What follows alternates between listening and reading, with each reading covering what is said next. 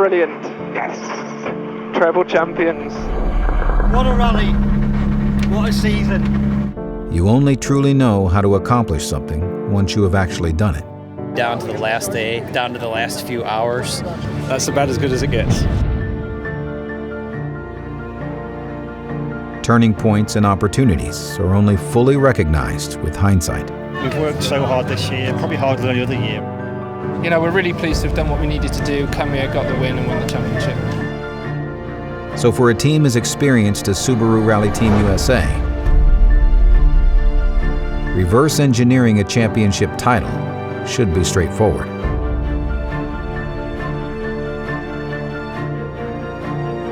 Except it never is.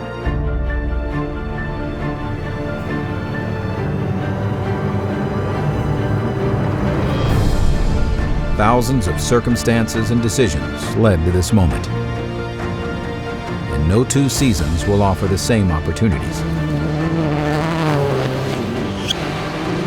A championship title comes from pushing opponents to their limit.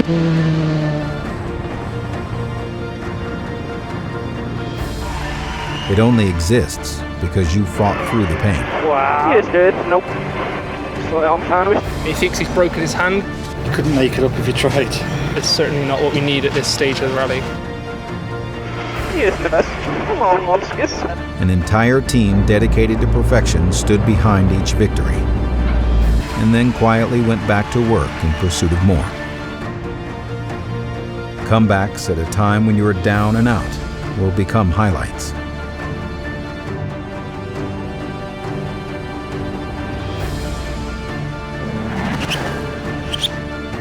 A result that felt like a loss in the moment will help claim the title.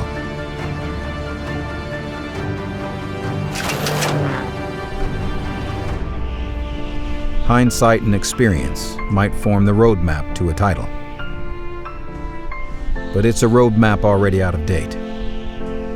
The 2014 championships bring new competition, new events, and new cars. A new road awaits. This is Season 2 of Launch Control.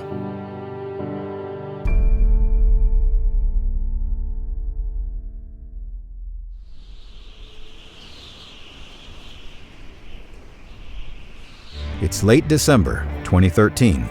Most people are reveling in the holiday season. At the Vermont Sports Car Facility, the team is putting the finishing touches on a completely new rally car for David Higgins.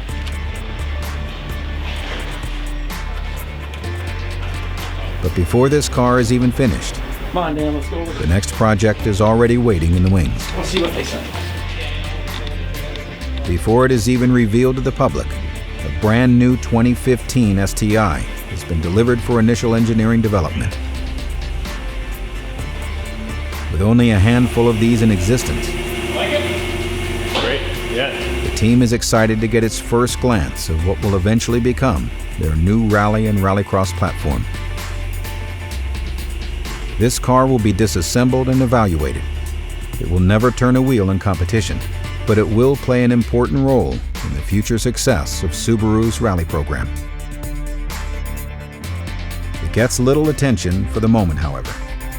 A complete teardown of the rallycross cars and final testing of the 2014 rally cars occupies the entire team. A few weeks later in North Michigan, just days before the first rally event of the season, Subaru Rally Team USA is wrapping up 3 days of testing on ice and snow.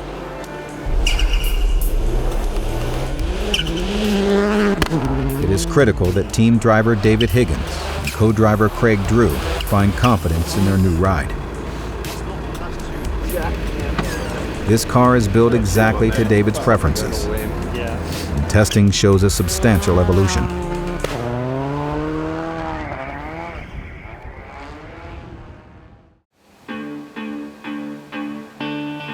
Ice-covered roads, studless tires, and minus 20-degree temperatures greet the teams on race day.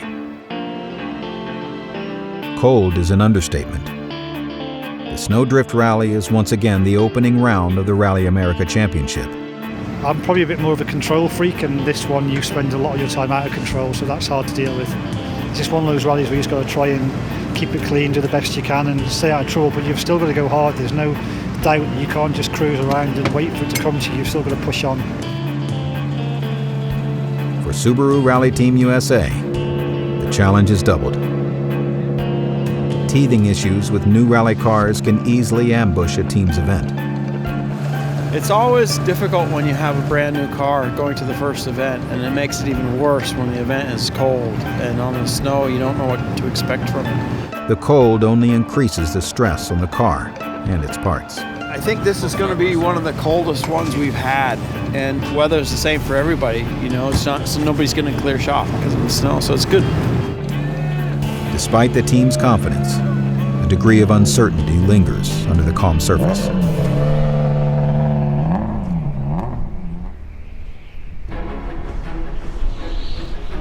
First on the road is Antoine Lestage. The Canadian won here last year and is always a direct challenge for victory. Starting 2 minutes behind are David Higgins and Craig Drew. The roads are snowy, with more falling, but the team isn't fooled. Just beneath the snowy coating is a sheet of ice, and Subaru has made the right tire choice. Small press 70. They'll take a 17-second lead on the first stage, but the lead is short-lived.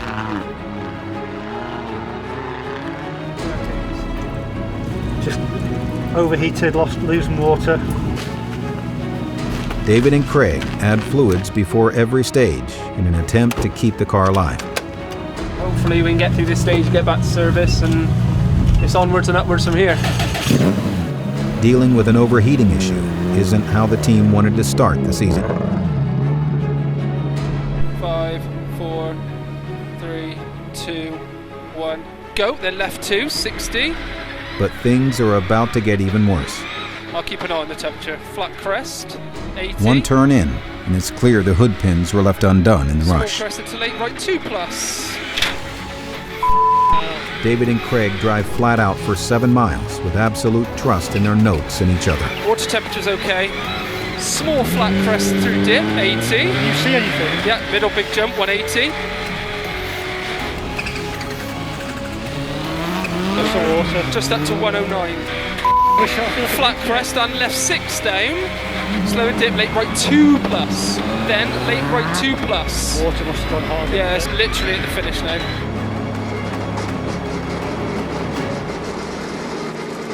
Started on the crest, did a left 2. As soon as we picked up any slight speed whatsoever, bang, it was up. And then David was sinking lower and lower into the seat, trying to get some visibility. And to be fair, we only dropped 10 seconds to Antoine, so it was damage limitation, really.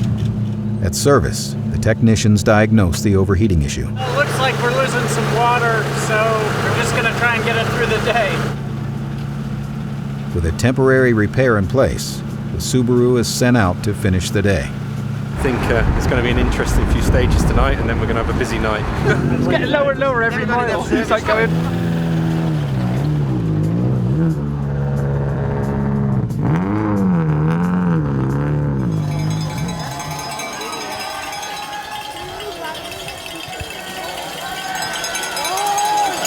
David and Craig deliver a disciplined drive. Smooth and steady, with just the right balance of speed and conservation for an ailing motor. Flat right, 185.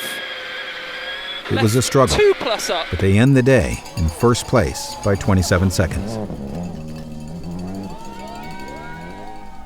But the day is far from over for the team. Typical snowdrift where we always have a drama-filled day one. It was a real tough night, and you know, with these Subarus they make them strong, and there were times on that one stage where we pulled over twice or 3 times thinking it was all over. And we're very pleased to come away tonight with the lead. The driver and co-driver's job are complete, but the technicians are gearing up for a long night in a borrowed garage.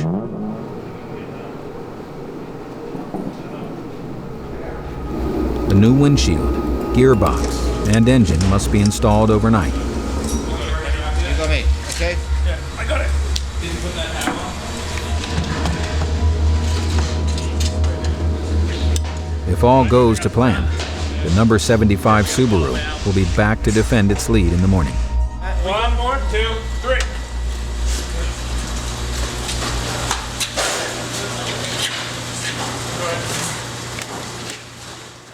As the sun rises on day 2, spectators in Parc Exposé are none the wiser to the team's overnight efforts. Only the smallest signs of damage remain on the surface, and a new engine is ready for a day of racing. David and Craig are at their usual breakfast spot a few blocks away. Breakfast of champions. How's that toast? They are first on the leaderboard and first on the road. And the only way to ensure it stays that way is to add more stage wins and avoid mistakes. Go, 145. Right, 4 Today, there will be no more engine issues. And left 6, 120. They push their car to its limit, Right 6. and the stage times show it. Left over 255. Split. Slipping braking right 3 plus keep in. Then middle braking crest. It's rare that a day of rally goes like clockwork, but today is one of those days. They win 5 out of the 6 stages before the midday service and report no issues with the car, Right over 120. and a lead of 58 seconds. We got the hotel at 4:50 a.m. I think it was. Yeah, 2 hours of sleep and back to the car. We've done exactly what we planned to do. We were hoping just to maintain our lead, but we've actually managed to double our lead. We're going into a very tough final loop, which is actually the biggest loop of the rally. We're just going to keep going as we are and hopefully bring the car home in one piece.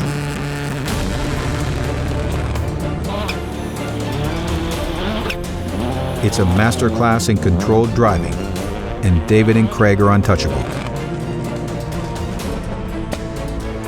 It's not easy. The conditions are places that's real nice, consistent grip. You get into really good rhythm, and then all of a sudden, bang, you're onto the ice or the deep snow, which bogs you down.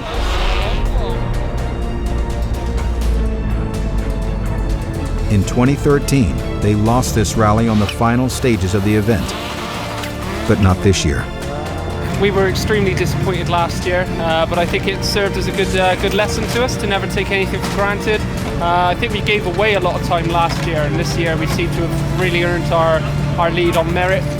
Right 6. They end the day with 10 straight stage wins, and on a stage that once cost them the win, David and Craig add an additional 45 seconds to their lead.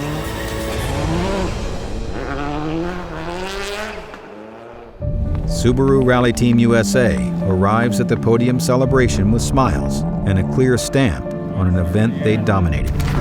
Well, mate. Good event. Super happy to start the championship off, and points are in the bag now, and away we go. First rally, put your hands together for Craig Drew and David Higgins. Step 1 of traveling the new road is begun. A perfect start towards the title defense.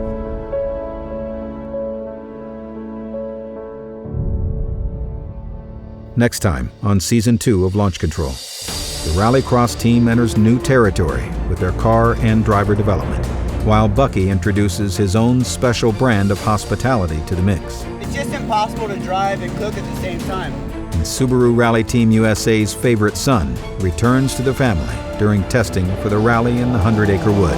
It has 3 turns, which is better than the 2 I'm used to in NASCAR. And just like the last time he drove a Subaru in competition, the team has to make some unique modifications to the car. That's next time on Launch Control.